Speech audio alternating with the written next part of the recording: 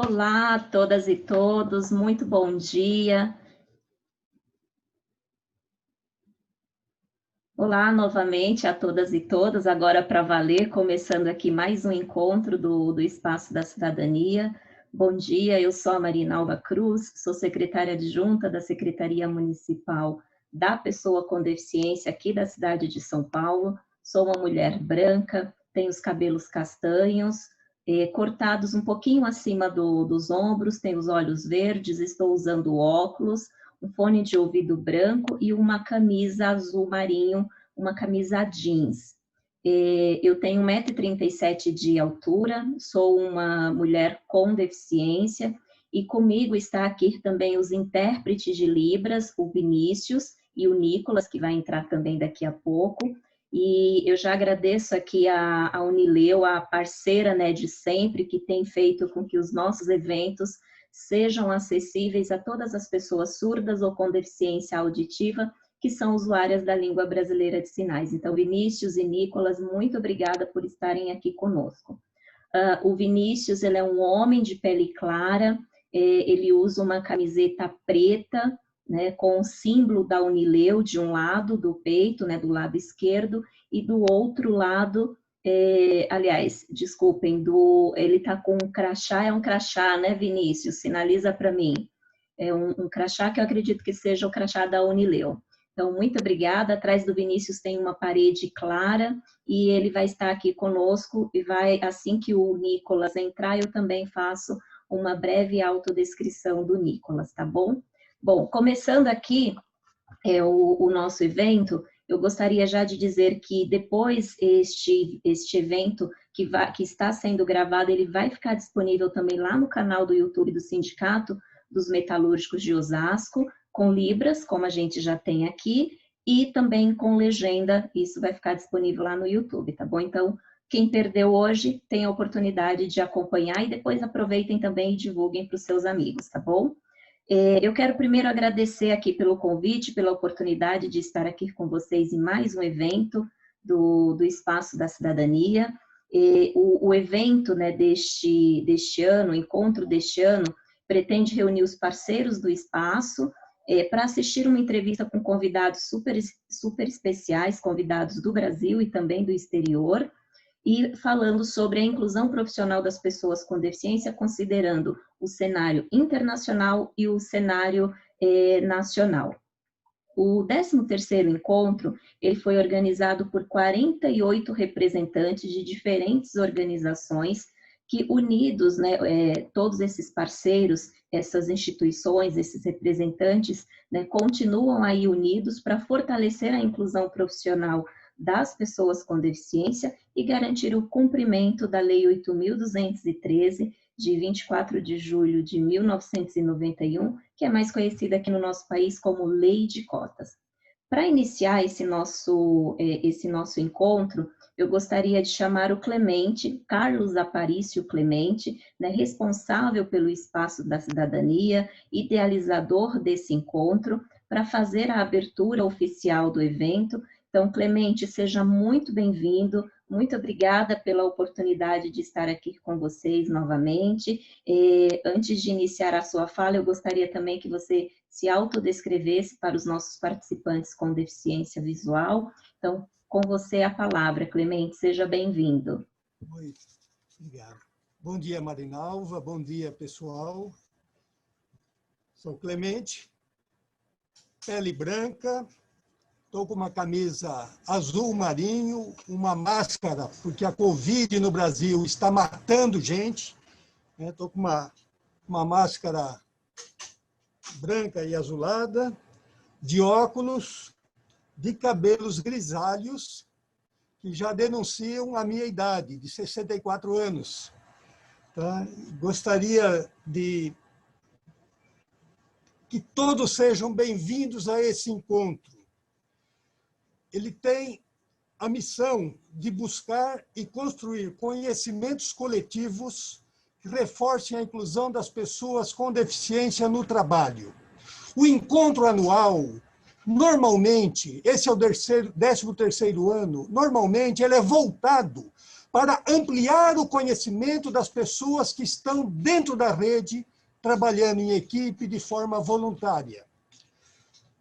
A Marinalva comentou, são 48 organizadores que trabalharam em rede durante 5 semanas, identificando e sistematizando os desafios que temos pela frente em busca de caminhos para a inclusão neste momento sombrio da pandemia do Covid-19.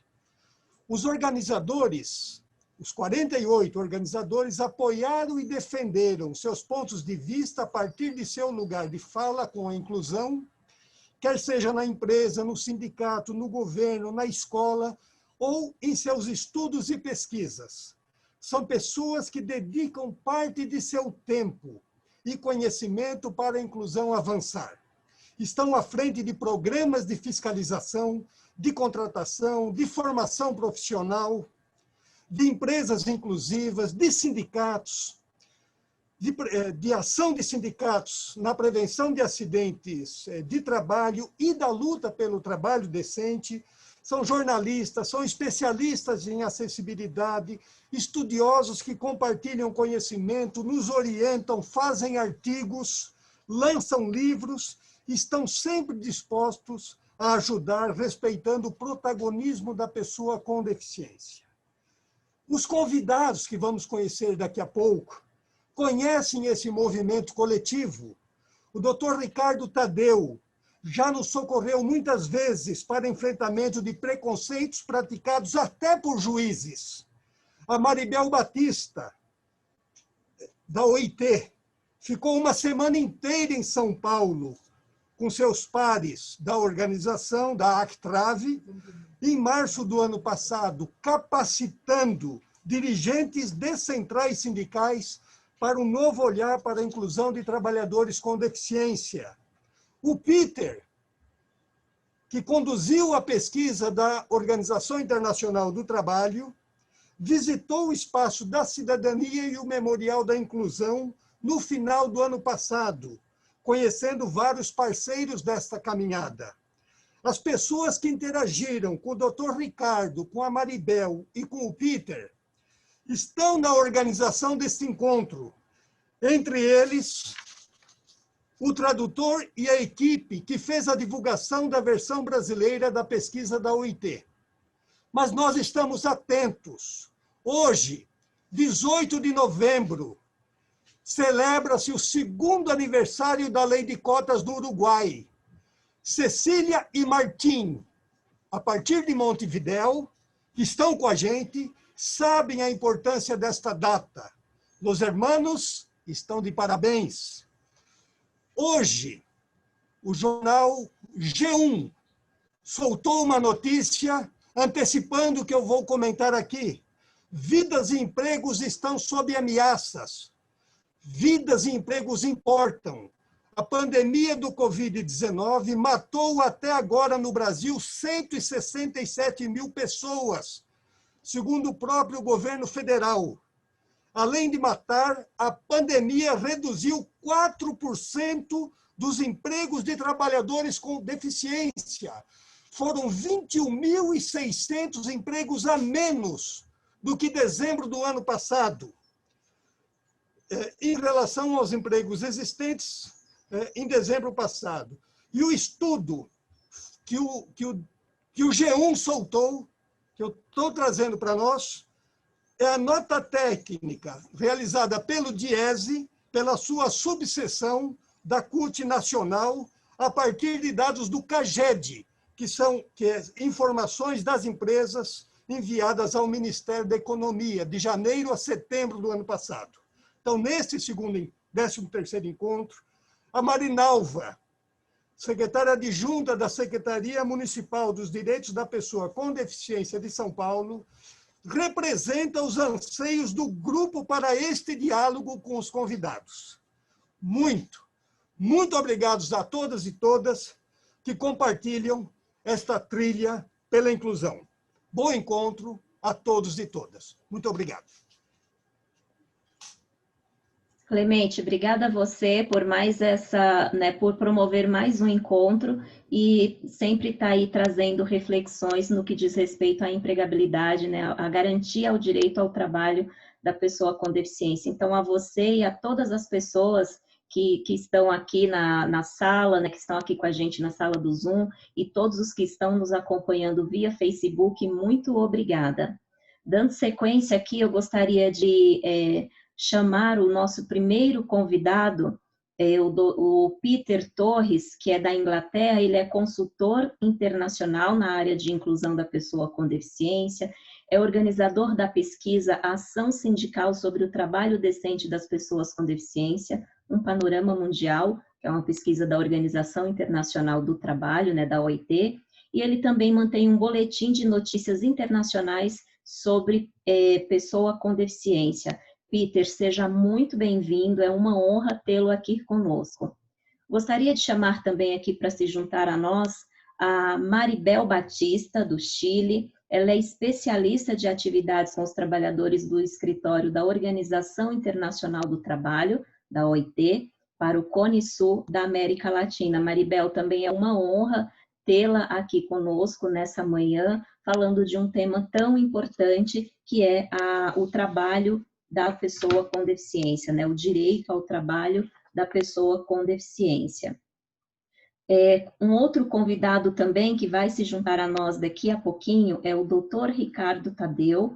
Ele é desembargador do Trabalho, atua no Tribunal Regional do Trabalho lá do Paraná, trabalhou na redação da Convenção dos Direitos da Pessoa com Deficiência da ONU, isso em 2006, e na elaboração do texto da Lei Brasileira de Inclusão, a LBI, em 2005. E também é um debatedor permanente quanto aos resultados dessas normas, né, das leis que nós temos no nosso país, que garantem o direito da pessoa com deficiência. Eu gostaria de pedir a todos os nossos convidados, né, que antes de iniciar a sua fala, fizesse uma breve autodescrição, para que os nossos parceiros, amigos, enfim, e todos aqueles que estão nos acompanhando, que têm deficiência visual, possam nos conhecer um pouquinho. E para quem está nos acompanhando, só para que vocês entendam, o encontro deste ano ele tem uma dinâmica um pouquinho diferenciada. Então, ele está separado em 3 blocos de perguntas, e cada um dos nossos convidados terão aí aproximadamente 2 minutos para responder cada uma dessas perguntas. Algumas perguntas são iguais para os 3 participantes, para os 3 convidados, e outras são mais direcionadas, tá? Então, para começar o nosso evento, né, o nosso diálogo de hoje, eu gostaria de começar com você, Peter. Primeiro, te agradecendo de novo pela participação e falando agora sobre protagonismo, né, que é uma pergunta, um ponto que eu gostaria de ouvir a opinião dos 3. Falando sobre protagonismo, eu gostaria que você falasse um pouquinho para a gente como você vê o protagonismo da pessoa com deficiência no desenvolvimento de políticas públicas. Oi, Maranalva, oi todos e todas, bom dia. Sou Peter, eu estou num quarto escritório, sou de pele branco, tenho barba e cabelos encaixoados, que não corto desde antes de Covid, para vocês imaginarem. Eu tenho óculos para ver vocês melhor. Estou muito feliz de estar aqui, como o Clemente falou. Eu já tive o prazer de visitar o espaço de cidadania e Osasco no ano passado, e dá uma saudade, mas também uma felicidade de poder ter feito essa visita, e agora a gente pode conectar assim, eu conectando desde Inglaterra.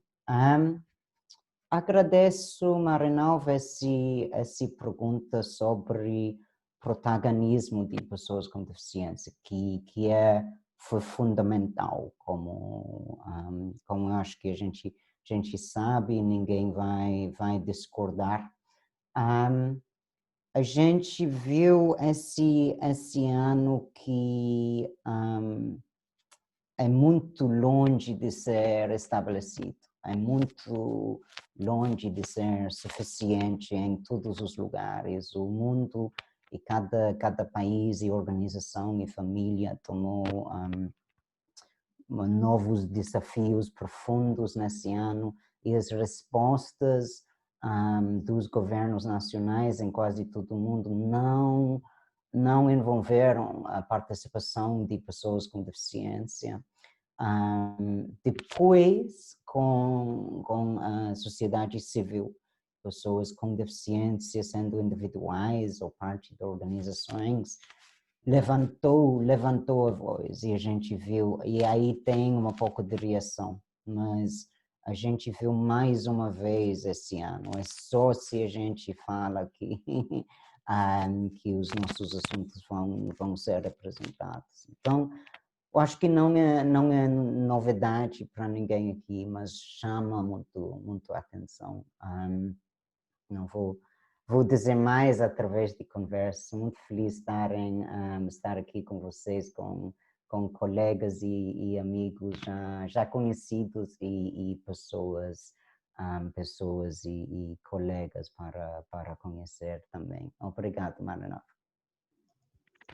Obrigada a você, Peter, pelas contribuições, e de fato você tem razão, né? Principalmente na pandemia, a gente sentiu muito, pelo menos aqui no Brasil, essa falta de diálogo, de interlocução junto às pessoas com deficiência, garantindo aí o seu real protagonismo.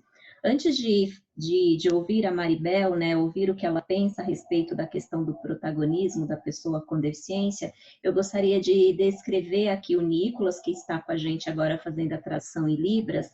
O Nicolas, ele é um homem também de pele clara, ele usa uma camiseta preta com o símbolo da Unileu do lado esquerdo do peito, um símbolo com fundo laranja, e do lado direito o símbolo também laranja, que é o símbolo de intérprete de Libras.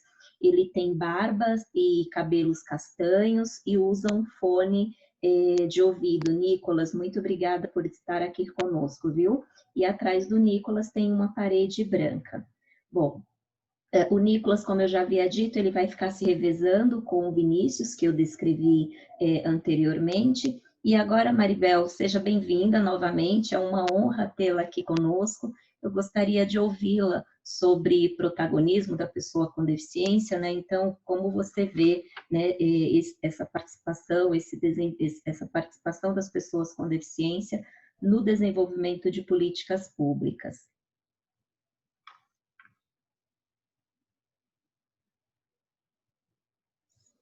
Esse micrófono Perdón. ahí. Perdón, sí. Muchas gracias, Marinalva, por la pregunta. También agradecer a todo lo que es Espacios de Ciudadanía por esta oportunidad de conversar sobre un tema tan relevante, sobre todo en estas circunstancias, y también y de manera muy particular en la persona de Clemente, quien amablemente nos ha servido de contacto para permitirnos estar con todos ustedes, todos y todas, en esta mañana de hoy. Quisiera decir a Marinalva, primero, ¿verdad?, destacar que las personas con discapacidad en este contexto tienen más probabilidades de tener problemas de salud y otros problemas en el contexto de la COVID, que aumentan, ¿verdad?, el riesgo de enfermar de COVID y de otras dolencias, y que en general las personas con discapacidad tienen más dificultades para garantizar el distanciamiento físico. Encuentran obstáculos de accesibilidad para acceder a la información relevante y pueden experimentar un empeoramiento del aislamiento social existente y una mayor exposición a la violencia y al acoso. La sobrerepresentación de las personas con discapacidad entre las personas pobres y en la economía informal aumenta su riesgo de contagio mucho más. Muchos de estos riesgos se agravan entre las mujeres y las personas mayores con discapacidad. Destacar esto en el marco de la importancia, ¿verdad?, de este evento, que procura visibilizar esta situación y hacer un análisis sobre la situación de las personas con discapacidad en el contexto de la COVID.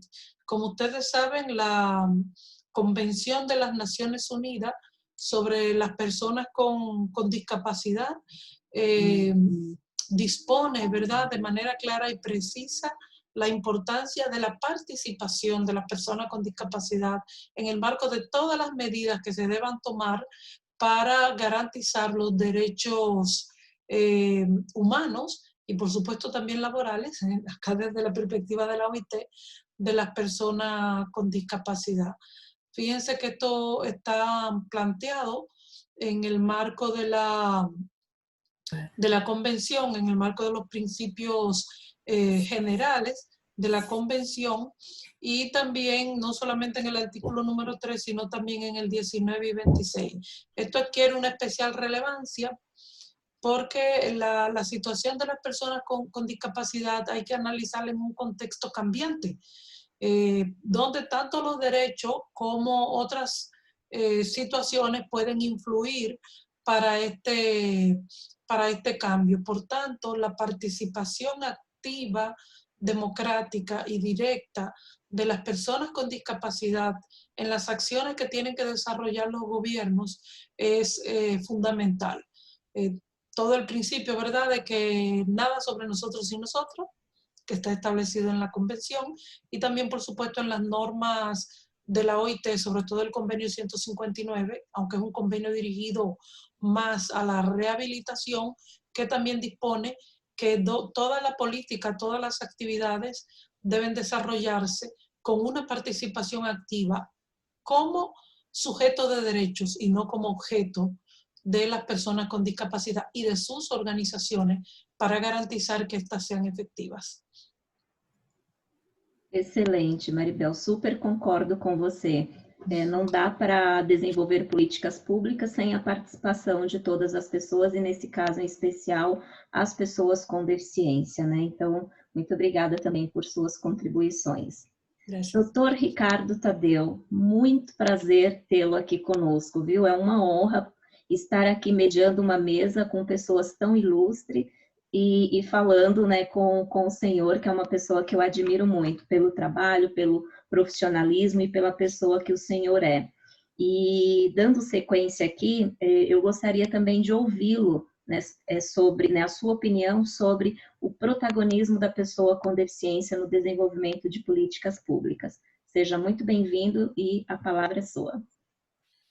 Muito obrigado. Eu quero inicialmente agradecer o convite do meu amigo Clemente, pessoa que eu admiro muito, que conheço há muito tempo, desde a época em que atuava no Ministério Público do Trabalho, em reuniões permanentes. Clemente é uma pessoa que merece toda a nossa reverência, porque já implementava a inclusão da pessoa com deficiência no Brasil antes mesmo da regulamentação da nossa lei de cotas.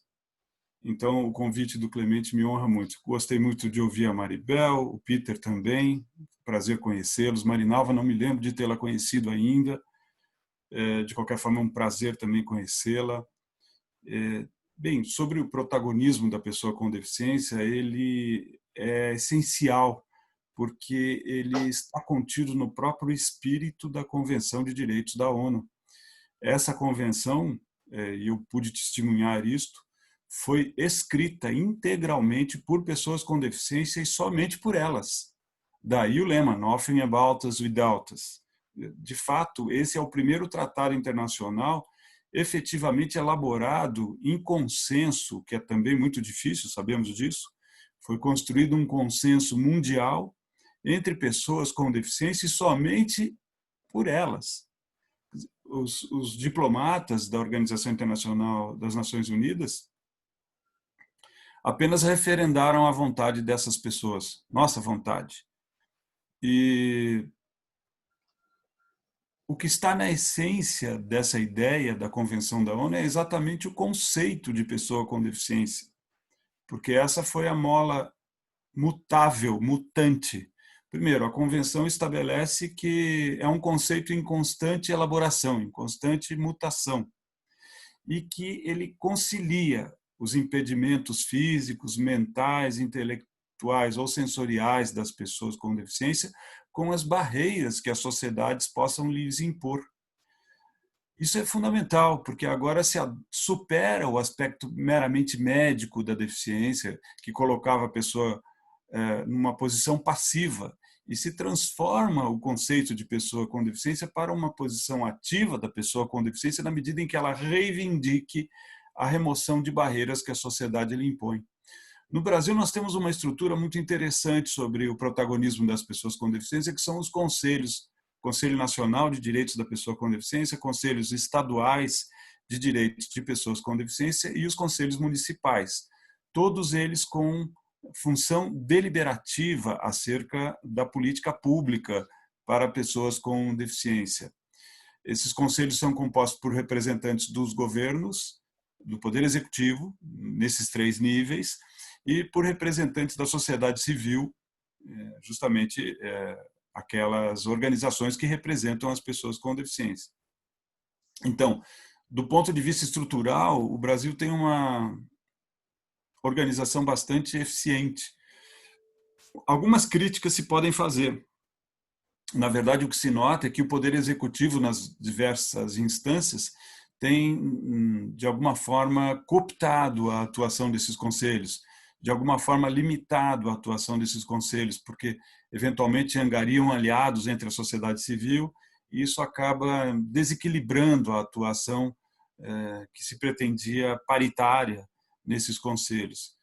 Nós temos, então, uma organização que se propõe bastante participativa, mas, na prática, por questões de injunções que variam de acordo com o ocupante do Poder Executivo, a participação da pessoa com deficiência pode ser maior ou menor.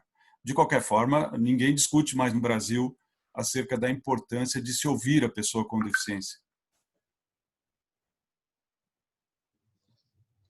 Excelente, doutor Ricardo. O senhor trouxe um ponto que é bem importante, né? A participação das pessoas com deficiência nos conselhos. E, infelizmente, a gente vem observando que esse movimento, né, de participação via conselho, infelizmente, anda um pouco enfraquecido e pouco tem se feito para fortalecer todo esse movimento. E, sem dúvida, é um dos canais aí de participação efetiva das pessoas com deficiência aí na garantia dos seus direitos. Muito obrigada, doutor Ricardo, pelas suas contribuições. Eu tenho ainda uma outra pergunta que eu também gostaria de ouvir a opinião de todos vocês, e aí agora eu vou inverter um pouquinho, vou começar pela Maribel. Eu gostaria de ouvir a sua opinião, Maribel, com relação à Convenção da ONU. Como você avalia a atuação dos países com relação à aplicação dos preceitos da Convenção sobre os Direitos da Pessoa com Deficiência? Mas pode falar do ponto de vista dos países que você tem mais contato, mas eu queria saber um pouquinho da sua opinião em relação a isso. Você acha que os países têm avançado, eles estão realmente colocando em prática? Como é que está essa situação? Bueno, gracias de nuevo, Marinalva. La Convención de Naciones Unidas sobre las Personas con Discapacidad es un importante instrumento, ¿no?, que reconoce, no reconoce nuevos derechos necesariamente, sino que de estos instrumentos internacionales, sino que crea un entorno para garantizar que todos estos derechos humanos reconocidos a todos y a todas tengan una real y verdadera aplicación respecto de las personas con discapacidad para que estos disfruten, ¿no?, en igualdad de condiciones que los demás ciudadanos y ciudadanas. En ese contexto, la Convención hace referencia en uno de sus primeros artículos, el artículo número 4, sobre las obligaciones generales, y dispone que, entre otras cosas, los estados, partes, ¿no?, de la ONU que ratifiquen la Convención, y una gran parte de países de nuestro continente, de América Latina, ha ratificado esta Convención. Deben estos países examinar y revisar la legislación, promover bienes, servicios e instalaciones de diseño universal, por todo lo que estaba comentando hace un rato Ricardo, ¿no?, de la importancia del acceso a los lugares, pero también además del diseño universal de instalación, deben elaborar políticas y programas para hacer efectiva la convención y consultar en ese proceso a personas con discapacidad. Desafortunadamente no todos los países del continente han ratificado la convención, y en el caso de otros, aún habiéndola ratificado, la aplicación de la misma, todavía hay muchos elementos que tienen que ser fortalecidos para garantizar los derechos consignados, ¿no?, en la convención, pero también en otros instrumentos internacionales, sobre todo en lo relacionado con las necesarias políticas públicas para garantizar una verdadera participación y los programas necesarios para la incorporación en plenitud de derechos de las personas con discapacidad en todos los ámbitos de la vida, incluyendo de manera muy particular en el ámbito de trabajo, y también en lo relacionado con la participación de las personas con discapacidad y sus organizaciones en el marco de todas esas políticas y medidas que los estados deben garantizar. La COVID-19 nos ha mostrado que problemas que ya venían en nuestras sociedades, que existían, que estaban ahí, la COVID nos la ha traído y prácticamente nos la ha enrostrado, de esas deficiencias de los sistemas de protección social, de los sistemas de salud, y también de la fragilidad de algunas de las relaciones laborales que se producen, sobre todo en el marco de la informalidad. Tomando en cuenta que muchos de los trabajadores y trabajadoras que son personas con discapacidad se incorporan por falta, ¿verdad?, de un mercado de trabajo más inclusivo, incluyendo no solamente las medidas directas de inclusión al trabajo, sino también las medidas de la formación profesional y las facilidades para el acceso. Son temas que están todavía muy pendientes en el marco de nuestros países en el continente latinoamericano. Y como les decía, la COVID ha demostrado que la falta, ¿verdad?, que la deficiencia o las limitaciones de esas políticas y de esas responsabilidades de los estados con respecto a las personas con discapacidad es también parte de este resultado que tenemos, donde las personas con discapacidad están siendo de las más afectadas y de los más vulnerables, entre los vulnerables en el contexto de la COVID. Sem dúvida, né? A pandemia aí escancarou, na verdade, né, uma realidade que a gente já sabia que existia, mas sem dúvida alguma, na pandemia isso ficou muito mais presente. Acredito que não só aqui no Brasil, mas em muitos outros países, deixou claro o quanto que a gente ainda precisa avançar para, de fato, garantir a efetiva participação e os direitos da pessoa com deficiência. Peter, agora então é com você. Eu também queria saber aí um pouco da sua opinião, né? Como é que você avalia essa atuação dos países na questão aí da Convenção da ONU, né? Na aplicação da Convenção da ONU. Obrigado, Marinalva. Eu queria comentar um pouco sobre o momento agora, né? Estamos numa situação que fomos para frente na inclusão de pessoas com deficiência, até muito para frente nos últimos 30, 40 anos, mas temos muito perigo de ir para trás. Assim, pelo contexto de crise de Covid, que é uma crise social, econômica de saúde, mas também a crise nesse momento, o contexto de inclusão nesse momento.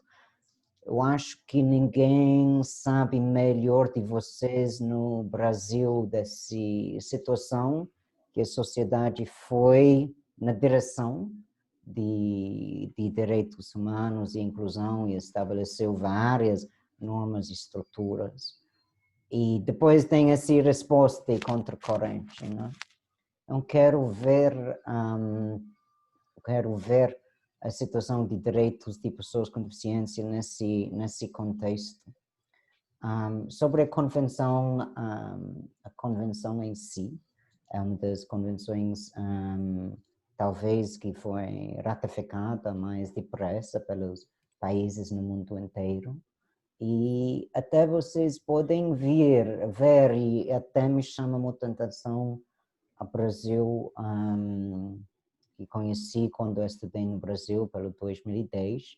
Voltei 5 anos depois e vi que tinha mais acessibilidade física, e pessoas comentaram que as atitudes para a inclusão já eram diferentes. Então, eu acho esses são passos muito importantes para frente na implementação da Convenção de Direitos das Pessoas com Deficiência.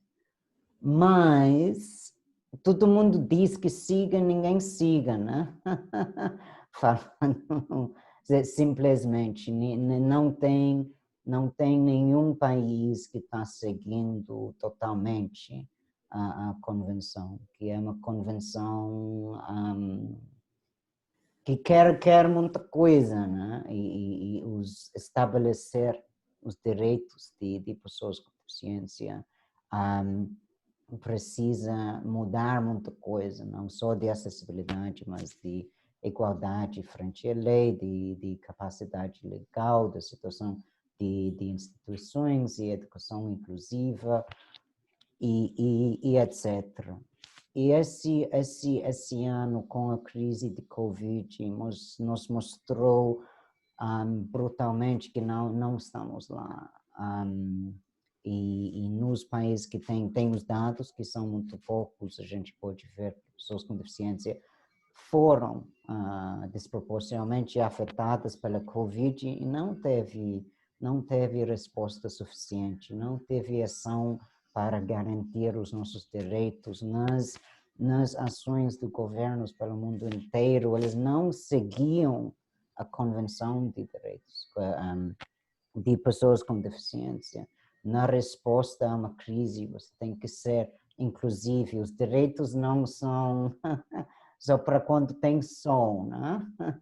Os direitos são para dia de chuva e dia de sol. Não podemos deixar para depois. Então, eu quero compartilhar um pouco do meu... uma pergunta que me dá esperança, mas também me dá medo, né? Eu queria compartilhar os sentimentos que eu acho que para frente pode melhorar e pode piorar. Então, queria compartilhar essa esperança que a gente vai refazer várias partes fundamentais das nossas sociedades, a relação com saúde, a relação com proteção social, por exemplo, a relação de apoio entre uma comunidade em si, né? Que é uma grande alvo de nossa convenção, né? Viver na comunidade. E o medo que governos recuando, governos indo para trás, cortando o orçamento, criando novos programas para a empregabilidade, vão esquecer ou vão deixar para fora os direitos de pessoas com deficiência. Eu não sei qual vai ser, mas eu acho que é um ponto interessante que pode melhorar bastante, mas felizmente pode piorar bastante também. Obrigado, Maranova. Obrigada, Peter, por sua resposta e por trazer aí um pouco da sua visão também em relação aí ao que tem sido feito, né, pelos países em relação aí à aplicação da convenção. Doutor Ricardo, nessa mesma linha, né, de pergunta, como o senhor enxerga essa participação dos países, especialmente do Brasil, na aplicação da Convenção da ONU? Nós fomos um dos países que mais abraçou, no momento inicial, a Convenção, porque, segundo os nossos aplicadores da lei, os tratados internacionais que são incorporados ao Brasil por ato do Congresso e do Poder Executivo, geralmente, eles ficam numa condição hierárquica legal entre a Constituição e as leis. O Supremo Tribunal Federal normalmente coloca os tratados nessa posição, entre a lei comum e a Constituição. Mas a Convenção da ONU foi ratificada no Brasil com status constitucional. Nós a ratificamos com um quórum qualificado de 3/5 em 2 turnos de cada casa, ou seja, houve uma maioria qualificada que determinou que essa convenção deveria ter força de norma constitucional. E assim tem, de fato. Então, há várias leis que são propostas e não passam no Congresso porque esbarram justamente no artigo 4 da Convenção, que estabelece que as políticas públicas devem ser proativas e progressivas em favor da pessoa com deficiência.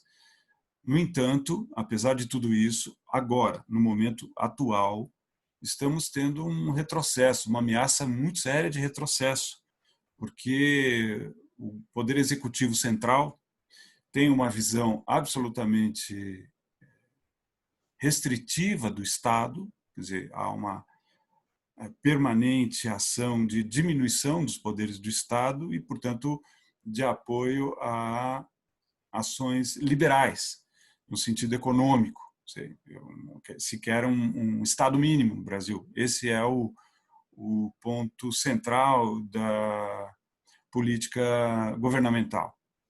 E prova disso é que o próprio governo propôs um projeto de lei no final do ano passado que vai ser desastroso para a nossa lei de cotas, porque nós temos no Brasil, para a Maribel e para o Peter saberem, talvez não conheçam com detalhes, nós temos uma lei que obriga as empresas com mais de 100 empregados a ter cotas de pessoas com deficiência. E essa lei garante agora, segundo as estatísticas do Ministério do Trabalho e do Instituto Brasileiro de Geografia e Estatística, nós somos cerca de 460 mil pessoas com deficiência empregadas hoje, formalmente, no Brasil. Esse é o número que corresponde a cerca da metade do que se poderia empregar, mas não se pode negar, é um grande avanço histórico no Brasil. E o governo propôs um projeto de lei, não foi aprovado pelo Congresso ainda, mas há um risco iminente de ser, porque nas eleições para prefeituras o que se observou que houve um grande avanço dos pensadores liberais, portanto o governo aumenta a sua base no Congresso, então há um risco iminente dessa ameaça se concretizar, porque o governo está propondo que as empresas paguem uma verba para alimentar um fundo de formação de pessoas com deficiência fora da empresa, o que implica dizer que a empresa pagará para não empregar pessoas com deficiência, quando nós temos uma alternativa muito eficiente no Brasil, que é o contrato de aprendizagem. Então, a empresa pode formar pessoas com deficiência para empregá-las dentro da empresa. E o governo, absolutamente sem ouvir as pessoas com deficiência de forma unilateral, propôs esse projeto. Então, houve uma forte reação ao longo de 2020 para que esse projeto não se implemente. Por outro lado, em termos de Covid, houve uma aprovação de uma lei no Congresso, a Lei 14.020, que proíbe a despedida de pessoas com deficiência durante o estado de calamidade pública. Ok, isso foi uma conquista. Então, o que nós podemos ver é que, na prática, no entanto, as pessoas com deficiência têm sido despedidas e a Justiça do Trabalho, órgão a que eu pertenço, tem determinado a reintegração das pessoas despedidas no trabalho. Então, quando os sindicatos procuram, quando os próprios cidadãos com deficiência nos procuram, nós determinamos a reintegração. Até porque, no Brasil, já havia uma jurisprudência qualificada, no sentido de que você só pode despedir uma pessoa com deficiência depois de contratar outra, para que a cota se mantenha preservada. Então, já havia uma visão, digamos, de garantia de emprego para pessoas com deficiência, mas a Lei 14.020 determina cabalmente que as pessoas com deficiência não sejam despedidas durante o estado de calamidade pública, embora os empresários realmente não estejam atentos a isso. E vejam que a questão do home office ou do teletrabalho é algo que vem a favor, né, em tese, viria a favor das pessoas com deficiência. As pessoas com deficiência física podem trabalhar de casa. Quer dizer, isso é uma realidade que a Covid trouxe. As sessões de julgamento no tribunal têm sido feitas como nós estamos fazendo aqui, por videoconferência. Então, os advogados que precisam fazer sustentações orais não precisam ir ao tribunal, falam do seu escritório em qualquer lugar do estado do Paraná. Então, a questão da videoconferência ou do teletrabalho se tornou uma realidade que pode ser favorável às pessoas com deficiência. Então, isso também é um aspecto positivo. Eu gosto sempre de ver as duas coisas e apostar no positivo, embora lhes diga, nós temos uma outra ameaça contra pessoas com deficiência, que foi um decreto, um ato do Poder Executivo, puro e simples, não é nenhum projeto de lei, é algo que não vai tramitar no Congresso, porque foi um decreto do governo, ato, enfim, centralizado, que estimula o regresso às escolas especiais. Quer dizer, vai contra o artigo 24 da Convenção da ONU, que estabelece que a educação inclusiva deve se dar exclusivamente na escola comum. E o governo agora volta num retrocesso absurdo para a ideia das escolas especiais guetos de pessoas com deficiência. Já há a ação de inconstitucionalidade contra esse decreto e tenho certeza que o Supremo Tribunal Federal vai considerá-lo inconstitucional porque já há precedentes lá na Suprema Corte defendendo a escola inclusiva, uma ação civil, uma ação de inconstitucionalidade que foi movida há alguns anos pelas escolas privadas contra a ideia de inclusão, dizendo que bom, a escola privada não tem que arcar com a questão da inclusão, porque isso é um problema público, etc. O Supremo já julgou improcedente essa ação, dizendo que o artigo, justamente aplicando o artigo 24 da Convenção, dizendo que todas as crianças devem conviver e que a presença das crianças com deficiência na escola regular é um aprendizado para elas e para as outras crianças que não têm deficiência, porque a diversidade é um valor fundamental para a formação das crianças. Então, quer dizer, esse decreto 10.502 do governo, agora recente, é totalmente equivocado, totalmente inconstitucional. Quer dizer, nós temos toda essa estrutura protetiva no Brasil, a convenção é constitucionalmente incorporada, nós temos a Lei Brasileira de Inclusão, que é maravilhosa, e apesar de tudo, o Poder Executivo se demonstra insensível, desconectado com toda essa realidade de conquistas das pessoas com deficiência, mas o que a história tem mostrado é que se trata de um segmento altamente mobilizado. Não foi gratuita a inclusão da Convenção na Constituição, ela foi conquistada por nós. Eu estava lá fazendo lobby no Congresso, junto com os conselhos, junto com os movimentos das pessoas com deficiência. Nós convencemos o Congresso brasileiro a incorporar a Convenção constitucionalmente, e esse foi um trabalho nosso, ninguém fez por nós. E eu tenho a impressão que o segmento das pessoas com deficiência, e falo aqui não como juiz, mas como cidadão, não vai permitir esse retrocesso.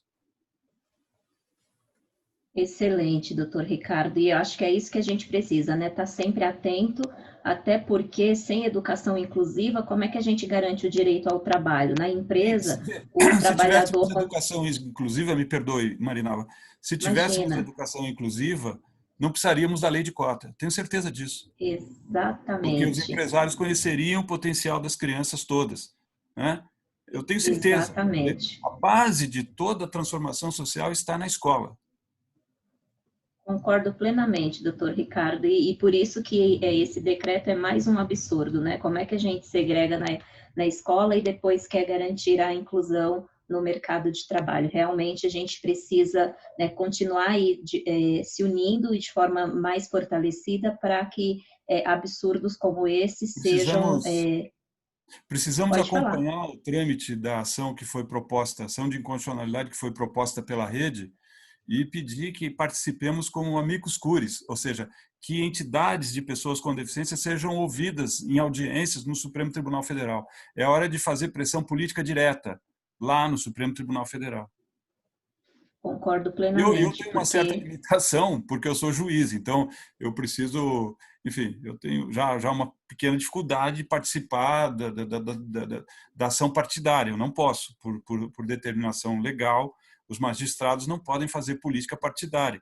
Mas é claro que se eu for convidado para falar lá como estudioso da questão da pessoa com deficiência no Brasil, e sou, né? Sou professor, minha tese de doutorado é sobre isso, eu poderia falar como cidadão.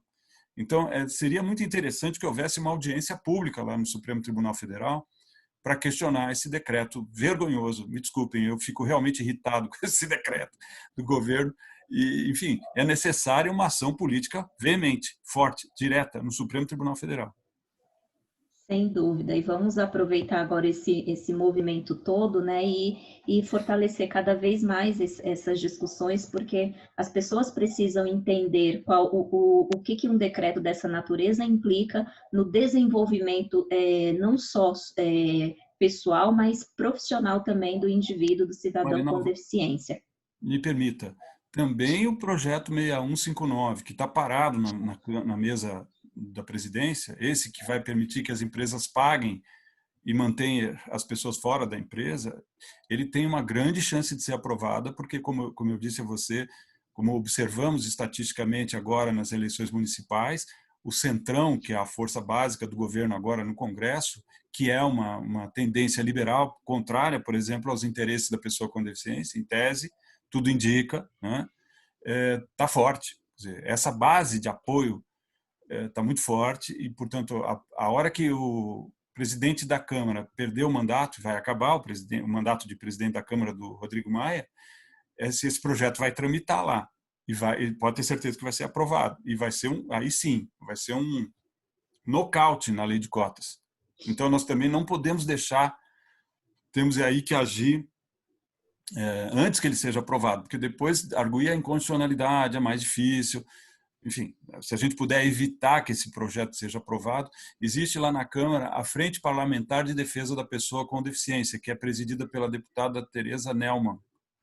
Enfim, há então lá no Congresso esse grupo de pessoas que, em tese, em teoria, devem defender as pessoas com deficiência. Então, tanto o decreto quanto o projeto de lei são ameaças bombásticas, são ameaças reais e concretas de um retrocesso sem precedente, porque a lei de cotas sempre foi ameaçada, mas nunca pelo Poder Executivo e nunca por um Poder Executivo tão embasado no Congresso. A base de apoio do governo agora é muito forte. Quer dizer, essa aliança que o governo faz com o Centrão, que são os deputados de centro-direita, é uma ameaça concreta para que a lei de cotas sobreviva. E séria.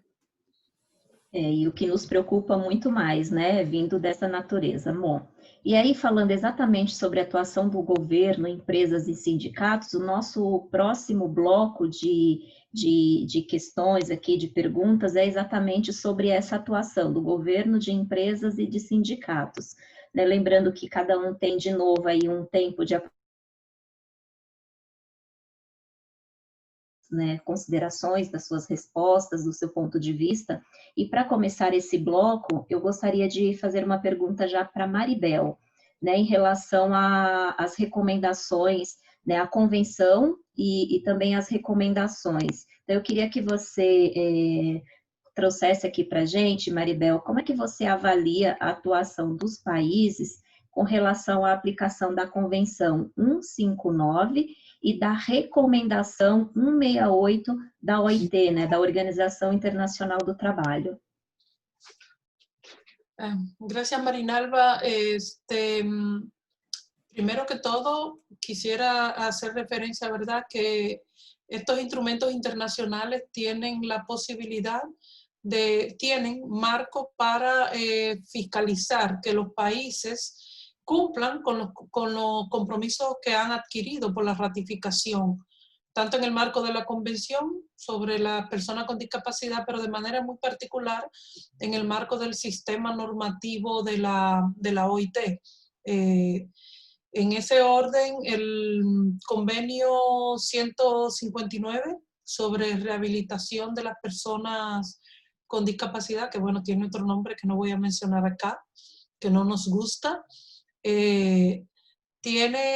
no tiene una disposición relacionada con los sistemas de inspección, pero sí que la OIT tiene un mecanismo de seguimiento para la aplicación de ese convenio.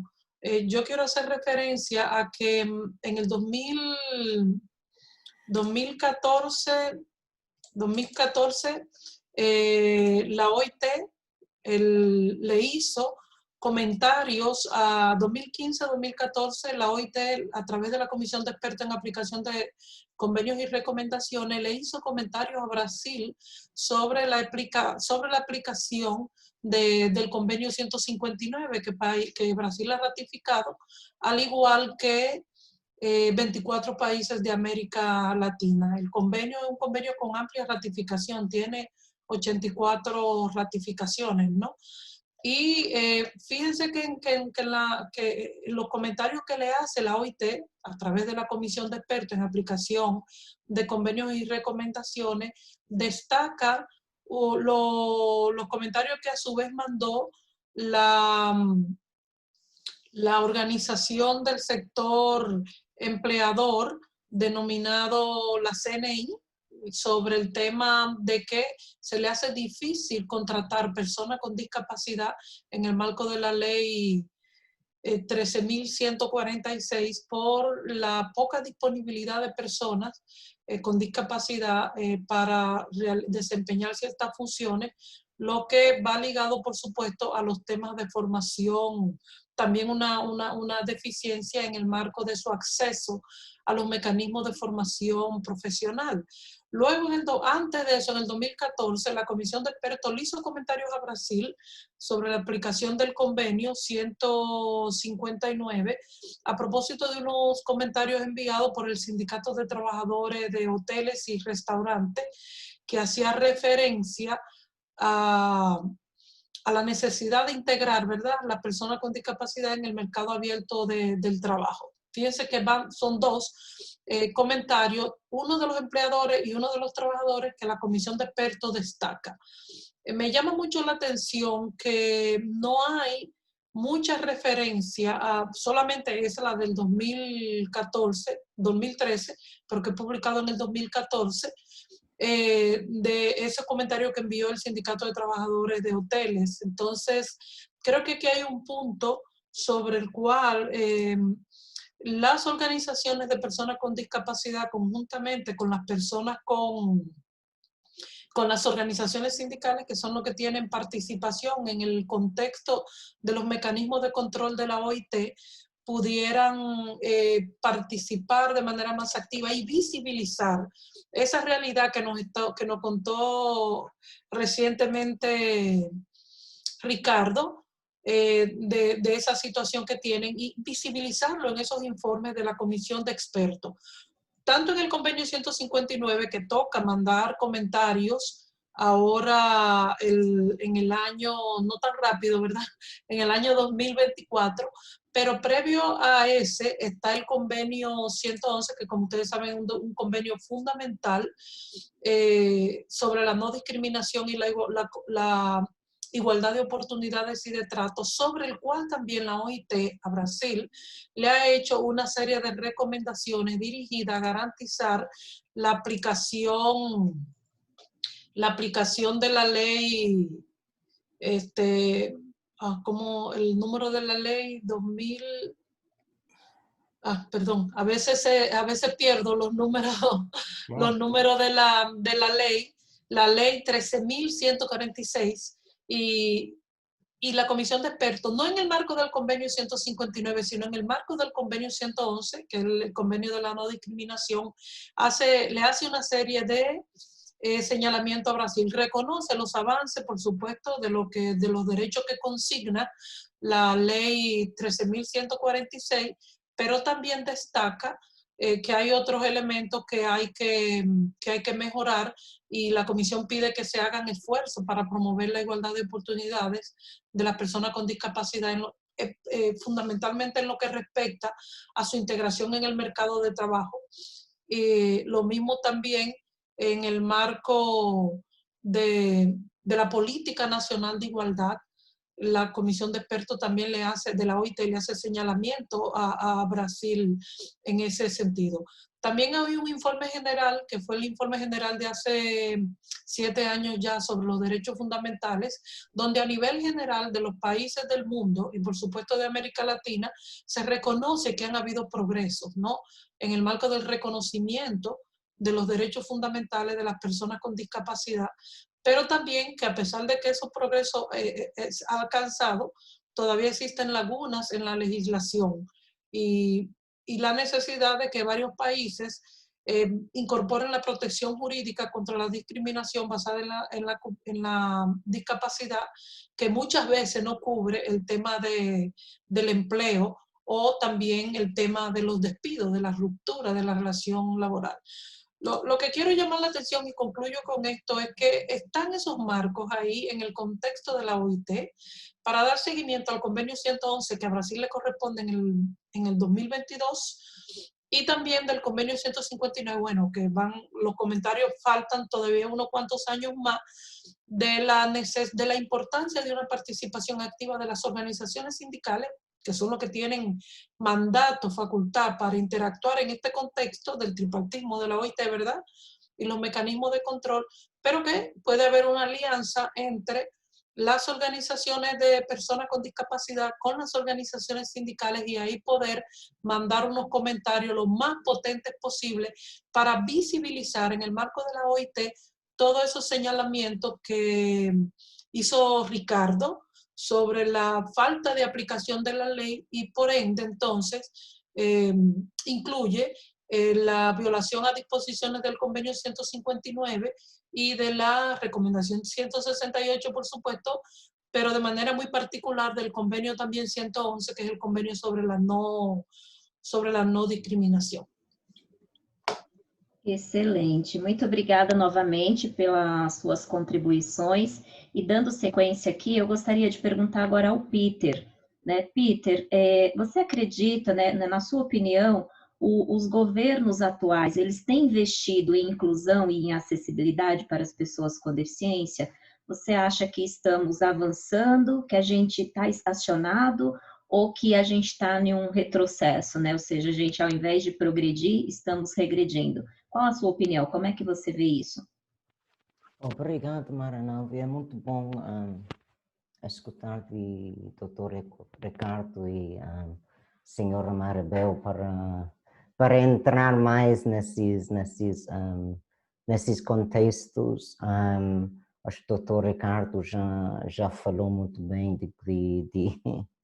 de até onde vai o possível retrocesso no nível de investimento agora.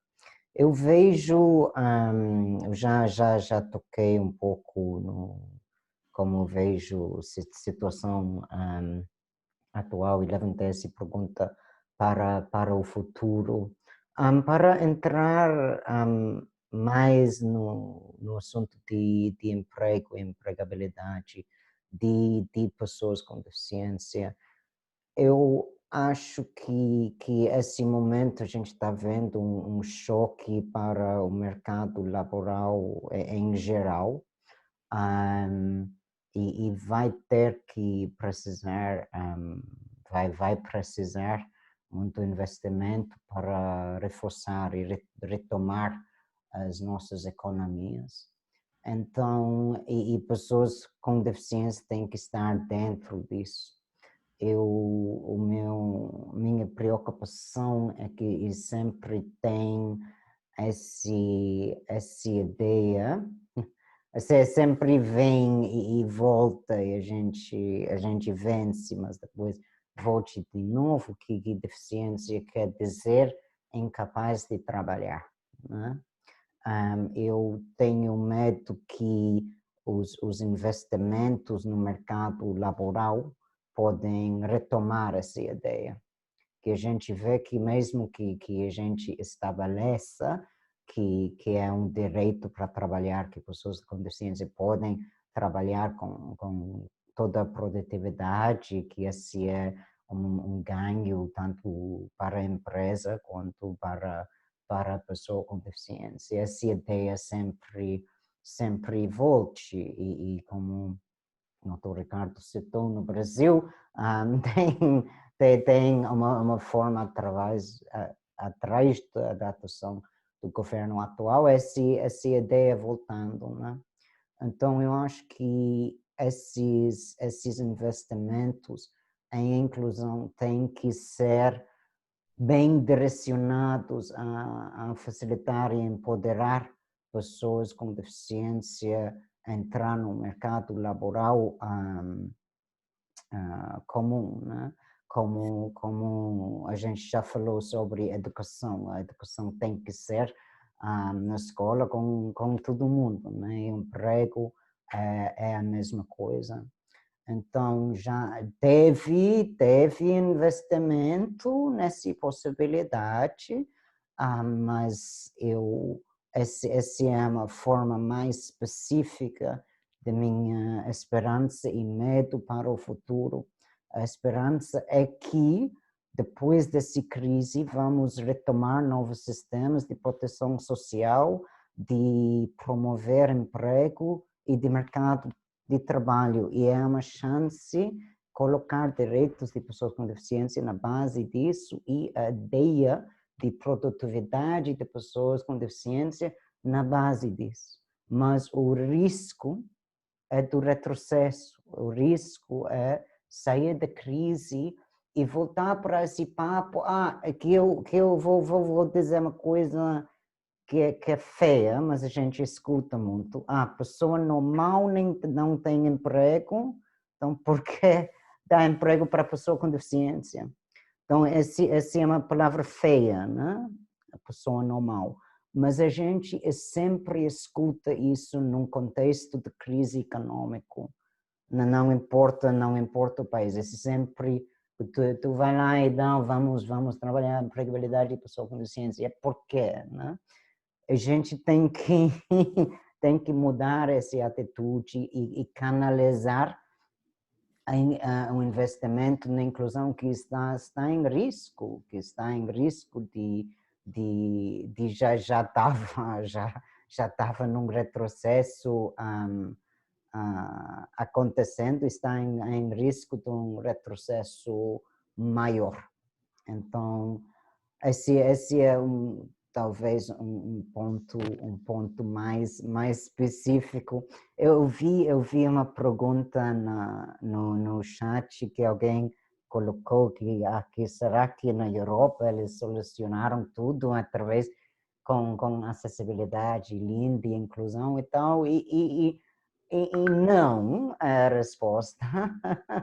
Então, esse investimento tem que ser mais em todo lugar, tem que ser investimento de recurso, de fiscalização, de consciência. Estamos todos com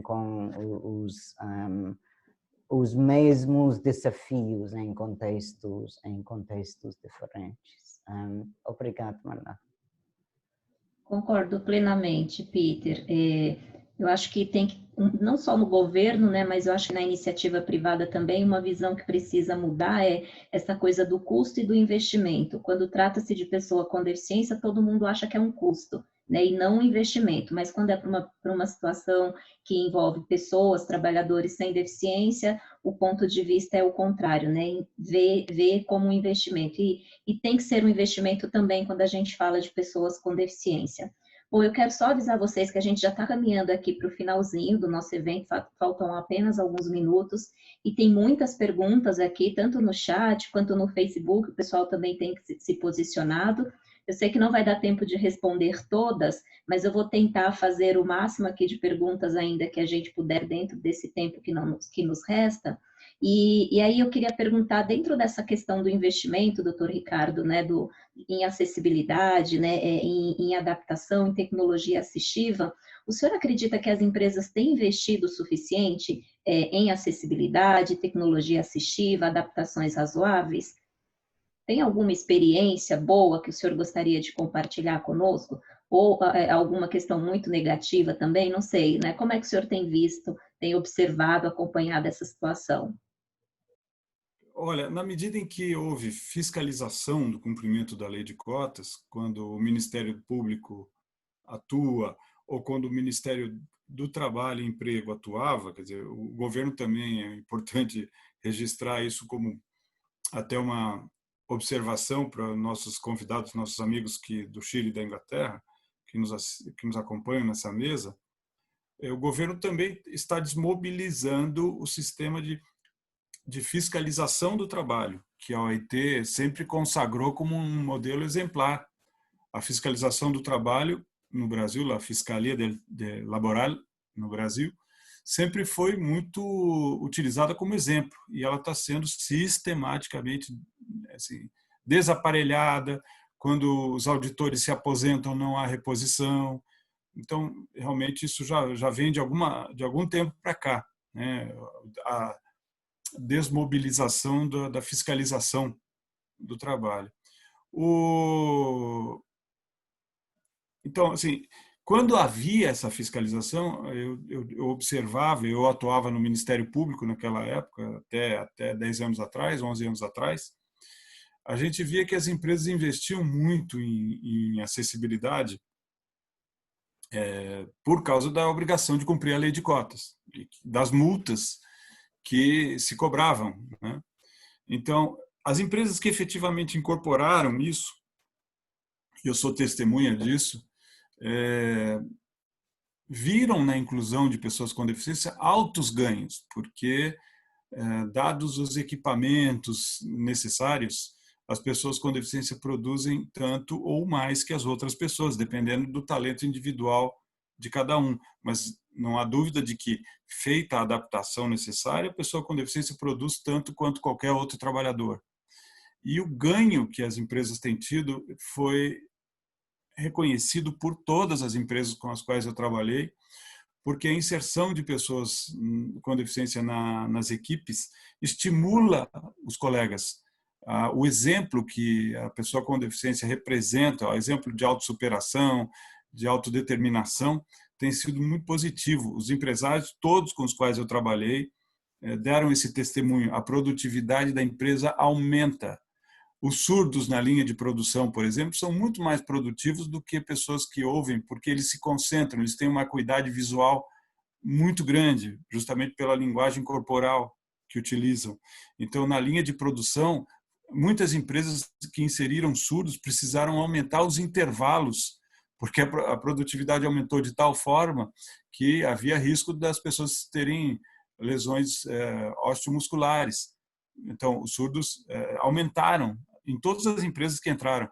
Os cegos são utilizados, por exemplo, para controle de pintura de veículo nas montadoras, porque o tato é mais eficiente do que a visão, segundo os empresários todos com os quais... Quando você ia imaginar, né, o controle da pintura é melhor que seja feito por cego, né? É isso, porque do ponto de vista taylorista, fordista, a inserção das pessoas com deficiência nas indústrias foi positiva, altamente positiva. Aumenta a produtividade e aumenta a união, a coesão da equipe. No que diz respeito às empresas do comércio, a presença de pessoas com deficiência atendendo o público foi um fator de atrair clientes, porque os clientes percebem que quando uma empresa emprega pessoas com deficiência, ela cuida bem das pessoas, então os clientes querem ser bem cuidados por essa empresa. Então, assim, acreditem, eu não estou dourando a pílula, eu não estou inventando, isso são depoimentos unânimes dos empresários com os quais eu trabalhei. Mas é evidente que ainda existe, em grande medida, a ideia de que pessoa com deficiência não produz, etc., o que é um erro. É um erro derivado só do desconhecimento, porque as empresas que efetivamente incluem demonstram e provam efetivamente o oposto. As pessoas com deficiência nas empresas aumentam a produtividade e os lucros. Não acreditem, isso é um dado real, que eu, como membro do Ministério Público, verifiquei ao longo de 18 anos. E eu trabalhei muito na implementação da lei de cotas, que ela passou a ser exigível no Brasil em 2000, porque embora ela seja da lei 12.213, que é de 91, ela só passou a ser exigível a partir de 2000, com um decreto de cuja redação eu participei também, um ato do Poder Executivo que regulamentou a lei, o decreto 3298. Então, eu atuei, antes de ir para a magistratura, eu atuei de 2000 a 2009, implementando essa lei. Então perdão, eu falei 18 anos, não, foram 18 anos no Ministério Público, mas cumprindo a lei foram 9 anos de trabalho diário. E então esses depoimentos que eu trago são reais, né? Na verdade, então, se diminuir a fiscalização como tem acontecido, provavelmente não vai haver mais tanto investimento nas empresas, principalmente, vejam, se passar esse projeto que o governo propôs, que vai propor que as empresas paguem para não empregar, elas vão pagar uma taxa menor do que seria o salário da pessoa com deficiência para formar um fundo de educação profissional para pessoas com deficiência, o que é uma barbaridade, porque, como eu disse, a lei brasileira obriga que essas empresas também tenham aprendizes, jovens e pessoas com deficiência. Então, no Brasil, a lei já obriga que as empresas formem as pessoas com deficiência no seu interior. E depois de formados para trabalhar, aí sim vão estar na cota para pessoas com deficiência. Então, primeiro eles serão aprendizes e depois empregados efetivos pela cota. Mas vejam, quando a empresa forma a pessoa com deficiência lá dentro, ela mesma se adapta, porque a empresa aprende quais são as necessidades da pessoa com deficiência. Então, veja, se você joga o aprendiz para fora da empresa, como que é o governo, a empresa não vai se adaptar. Então, você vai ter uma série de pessoas pagas pelas empresas fora das empresas sem emprego, porque as empresas não vão estar adaptadas. Então, o quadro é preocupante, muito preocupante. É isso. Concordo plenamente, doutor Ricardo. E tem outra, né? As empresas também não podem esquecer que nós, pessoas com deficiência, nós também somos clientes e nós também somos consumidores, né? Nós não somos apenas colaboradores. Então, é uma reflexão bastante importante que precisa ser feito. Lembrar sempre que antes da deficiência existe um ser humano com direitos, deveres, qualidades e defeitos como qualquer outro, e que o direito ao trabalho realmente precisa ser de todos, né? Maribel, tem uma última pergunta aqui, aliás, tem várias, né, gente, mas eu não vou conseguir fazer todas, porque nós já estamos quase estourados no tempo, mas eu gostaria ainda de te fazer uma pergunta. Eu gostaria de saber como é que você vê a atuação do movimento sindical em relação, né, com relação à inclusão do profissional com deficiência.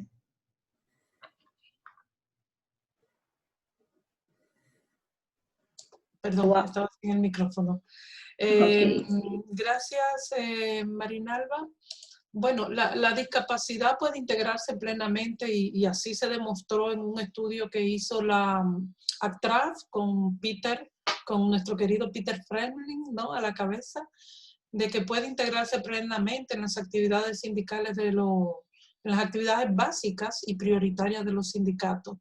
Desde la formación, la importancia de la formación de los líderes sindicales y sensibilización, por supuesto, pero incluyendo también la formación de las personas con discapacidad para acceder al empleo, hasta el diálogo social con miras a mejorar los lugares de trabajo y garantizar, ¿no?, las condiciones laborales adecuadas. Y esto demuestra las acciones desarrolladas por las organizaciones sindicales sobre el derecho a la inclusión laboral, al trabajo decente de las personas con discapacidad, que van desde la alianza que se produjo hace más de un siglo, por ejemplo, en Inglaterra, donde hubo una alianza entre el movimiento sindical y organizaciones de personas con discapacidad, hasta más recientemente las acciones desarrolladas por las organizaciones sindicales en estos últimos años del continente, y de manera muy especial destacar, ¿verdad?, ese trabajo, ese papel en países como Brasil, donde el movimiento sindical tiene una participación muy activa e incorpora dentro de sus actividades básicas los temas relacionados con la inclusión de las personas con discapacidad y la defensa de sus derechos, principalmente los derechos fundamentales en el trabajo.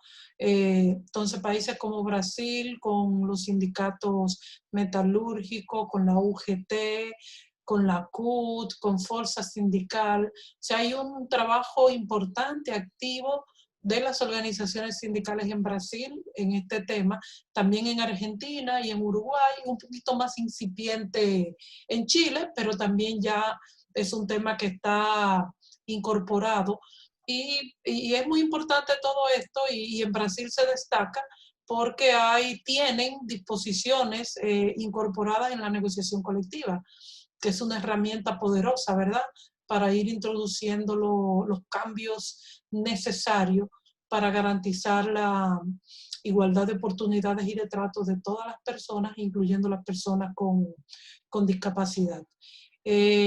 Ciertamente que todavía en algunos países hace falta mejorar esa visión y esa acción de las organizaciones sindicales, pero se destaca sí un avance cualitativo y cuantitativo en varios países del continente, sobre todo en el cono sur, entre Brasil, Argentina y Uruguay.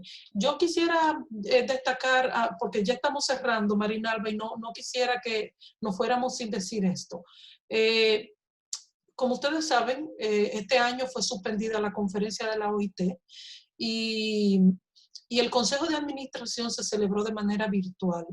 Pero muy importante, primero que el año pasado, en el marco del centenario de la OIT, en la adopción de la Declaración del Centenario, se le da especial importancia al tema de ver la situación de las personas con discapacidad y garantizar sus derechos en el marco, ¿no?, del futuro del trabajo. Pero más aún, en la recién finalizada reunión del Consejo de Administración de la OIT, la semana pasada, el sábado, se discutió una iniciativa para las personas con discapacidad.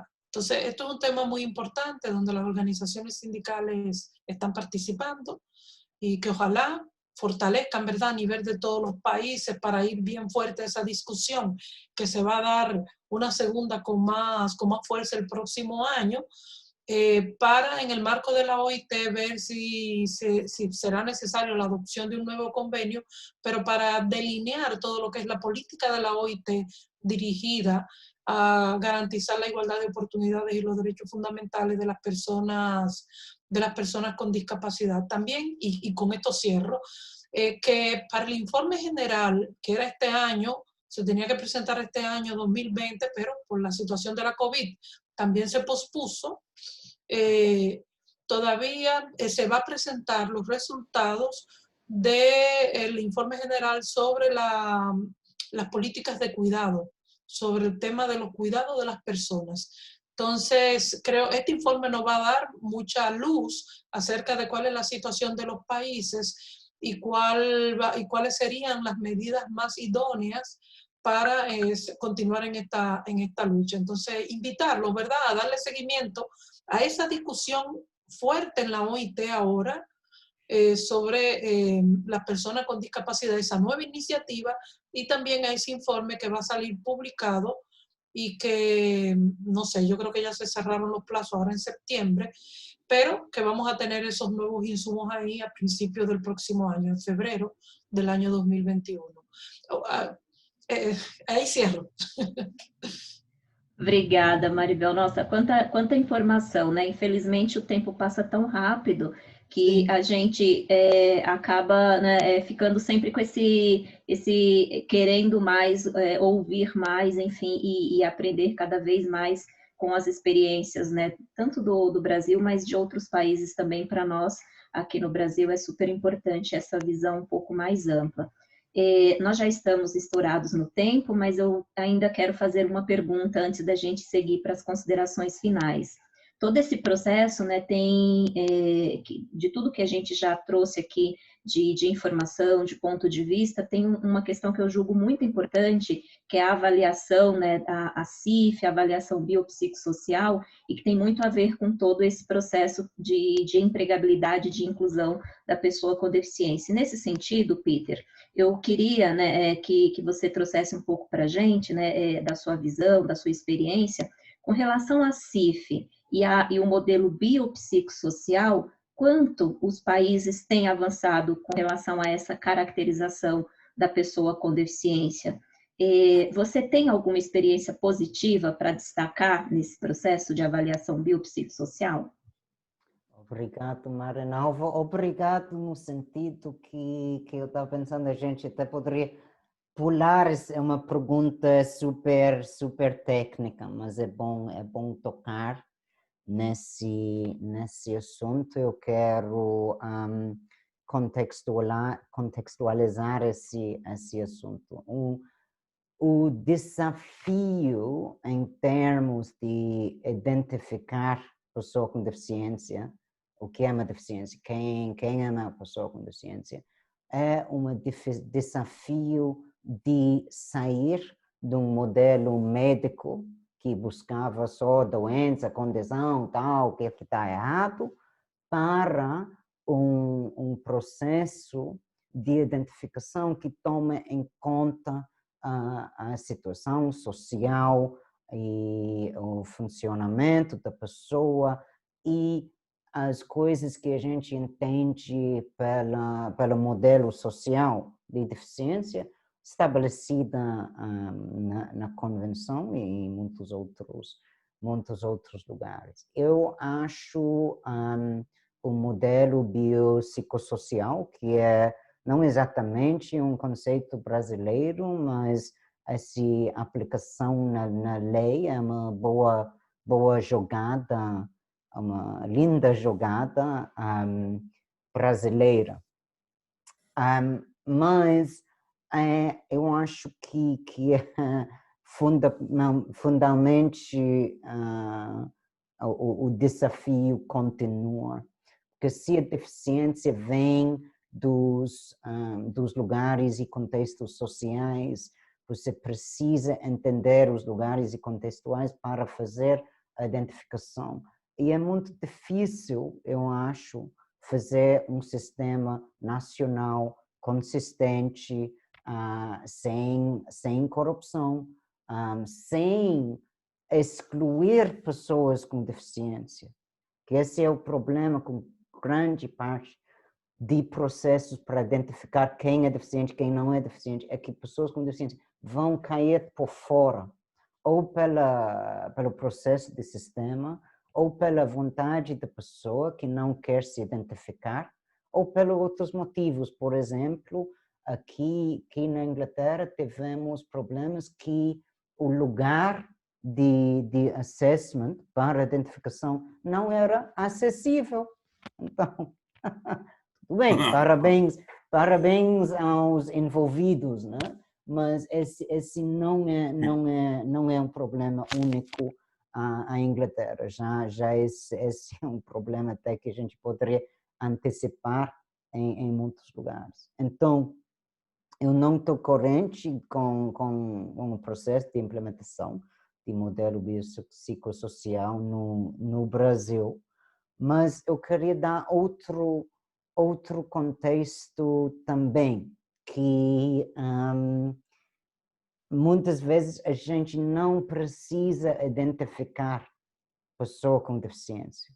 Se você fornece um lugar acessível, se você fornece adaptação para quem precisa, você sai do porquê da coisa, né? Se alguém precisa trabalhar desde casa, não precisa perguntar, é por causa de Covid, é por causa de criança, é por causa de transporte inacessível, né? Então, a gente tem que sair um pouco desse ênfase na necessidade de identificar.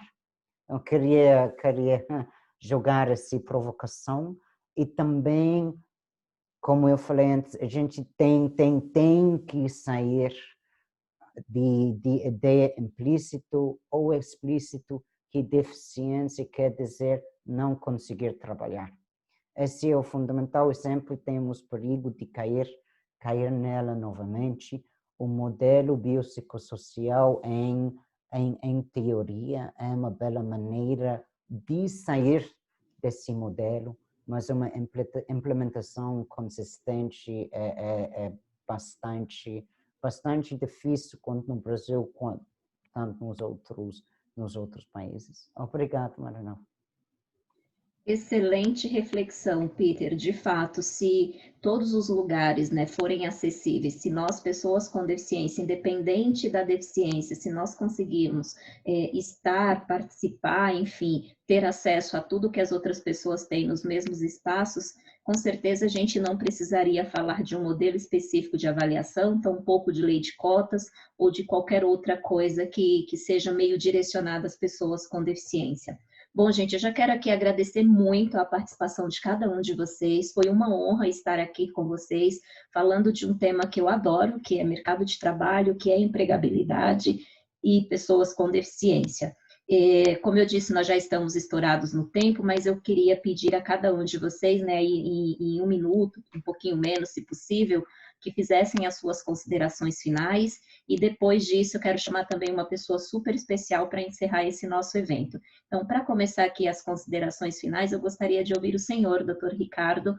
Por favor, a palavra é sua. Quero agradecer o convite, quero parabenizá-los pela iniciativa, né, e reiterar a necessidade de mobilização forte e urgente, porque estamos lidando justamente na questão da empregabilidade com uma ameaça concreta. Esse projeto de lei 6159 é algo facilmente identificado e terrivelmente ameaçador. Então, eu insisto, é necessária mobilização forte para, quem sabe, possamos impedir a aprovação dessa proposta no Congresso, até porque ela foi tomada, essa iniciativa, sem que se ouvisse o segmento. Então, até isso também foi um aspecto chocante na coisa. Então, assim, insisto, agora é hora de mobilização. Nós temos que nos mobilizar fortemente para resistir. Mas eu penso que esse evento... queria dizer uma coisa. Vocês sabem que eu já vi lá julguei ações em que o Ministério Público do Trabalho anulava convenções coletivas, cláusulas de convenções coletivas de alguns sindicatos que estão propondo a redução das cotas para ganhar outras vantagens em outros aspectos. Então, assim, infelizmente, há sindicatos que estão equivocadíssimos e, evidentemente, que nós temos anulado essas cláusulas porque o sindicato não pode dispor disso. Isso não é uma questão que pertence à categoria. As cotas das pessoas com deficiência são de ordem pública, são de toda a sociedade. Então, o sindicato não pode dispor, não pode negociar com isso. Infelizmente, há. Eu já julguei 3 ações. Não vou indicar aqui quais são os sindicatos, porque eu nem lembro, mas quero dizer que é necessário que, inclusive, o movimento sindical faça uma autocrítica, e esses que estão equivocados, não é o caso do Clemente, evidentemente, né? Mas esses que estão equivocados precisam ser alertados. Isso não pode fazer, né? Então, vejam como avanços há, muitos avanços, mas as ameaças são permanentes e nós temos que estar permanentemente alertas. Eu quero agradecer o convite e deixar um abraço a todos. Muito obrigado. Muito obrigada, doutor Ricardo. Maribel, 1 minutinho também para suas considerações finais e, novamente, muito obrigada por estar aqui conosco nessa manhã. Agradecer profundamente, ¿verdad?, Espacio de Ciudadanía, al Sindicato de los Metalúrgicos y por la oportunidad de conversar sobre este tema y la oportunidad de compartir contigo, Marinalva, con Peter, ya nos hemos hecho amigos, y también con Ricardo, que me gustaron mucho las exposiciones de ambos, he aprendido mucho, y también la oportunidad, ¿verdad?, para conversar acerca de los instrumentos de la OIT sobre este tema y la importancia de un seguimiento sistemático. Bueno, eso último que dijo Ricardo quizás es importante destacarlo porque Brasil también ratificó el convenio 98 sobre negociación colectiva. Entonces, también echarle un vistazo a este tema de todos estos instrumentos que de manera conjunta permiten promover y garantizar que el Estado, promover, ¿verdad?, para que el Estado garantice como lo que es su rol como Estado, garantizar los derechos de las personas, los derechos humanos de las personas, garantizar esto también respecto de las personas con discapacidad, a la no discriminación, a la inclusión, a las facilidades que las ciudades y los espacios deben tener para una libertad, para una libre movilidad y para una independencia de las personas con discapacidad, igual que el resto de todas las personas. Entonces, agradecer profundamente la oportunidad. Muito obrigada, viu? Foi um prazer te conhecer o Peter e estar aqui com o Dr. Ricardo, que realmente não conheço pessoalmente, mas admiro muito o trabalho. Peter, por gentileza, 1 minuto também para suas considerações finais e, novamente, obrigada por aceitar o convite e estar aqui conosco.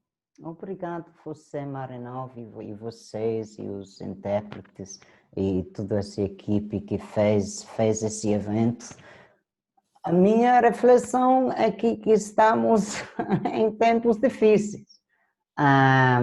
Eu não sei onde ver a luz, mas eu sei que o trabalho de vocês no espaço da cidadania me dá muita esperança, esse processo de colaboração, de trabalho em rede, de parceria com uma gama diversa de pessoas e gente e tal. Fico feliz e orgulhoso de estar na rede com vocês, de ser amigo, de trabalhar com compromisso e afeto. E aprendo isso com vocês, que essa é a maneira de construir o futuro inclusivo. Obrigado. Super obrigada, Peter, novamente, a você, ao Dr. Ricardo, a Maribel, ao Nicolas, da Unileu, e ao Vinícius, também da Unileu, intérprete de Libras, que tornaram o nosso encontro mais acessível, a todas as pessoas que estão aqui nos acompanhando pelo Zoom e também pelo Facebook. Muito obrigada pela participação e presença de cada um de vocês. Para encerramento, eu gostaria de chamar agora o professor Dr. Romeu Sasaki, o nosso pai da inclusão, para fazer as suas contribuições, trazer as suas contribuições e fazer o encerramento deste evento. Romeu, seja muito bem-vindo, é uma honra tê-lo aqui conosco também, encerrando esse encontro que, sem dúvida alguma, trouxe muita reflexão e muita contribuição para que a gente possa continuar avançando no processo de inclusão das pessoas com deficiência no ambiente de trabalho. Então, um grande abraço a todos vocês, até a próxima oportunidade, e com vocês agora o professor Romeu Sasaki.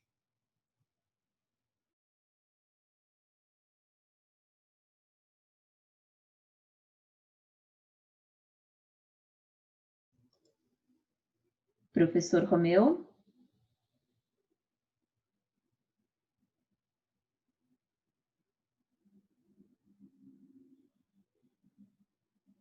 Pessoal, só mais um minutinho, por gentileza. O professor Romeu está com o microfone desligado, mas ele já entra para falar conosco, para deixar aqui as suas considerações em relação a tudo que a gente ouviu, dos nossos convidados, e também trazer um pouco dessa visão que ele tem, não só do Brasil, mas também do que ele tem acompanhado em outros países.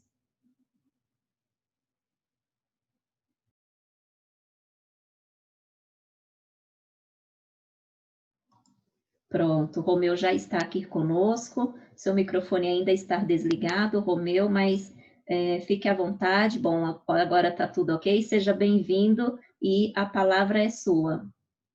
Muito obrigado, bom dia a todos.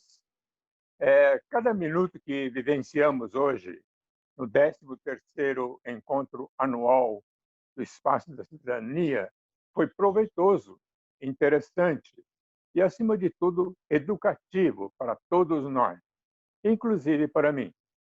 Pois, com certeza, cada um de nós aprendeu mais alguma coisa, pequena ou grande, sobre a realidade das situações vividas por pessoas com deficiência no âmbito internacional e, mais especificamente, na América Latina e, dentro dela, o Brasil.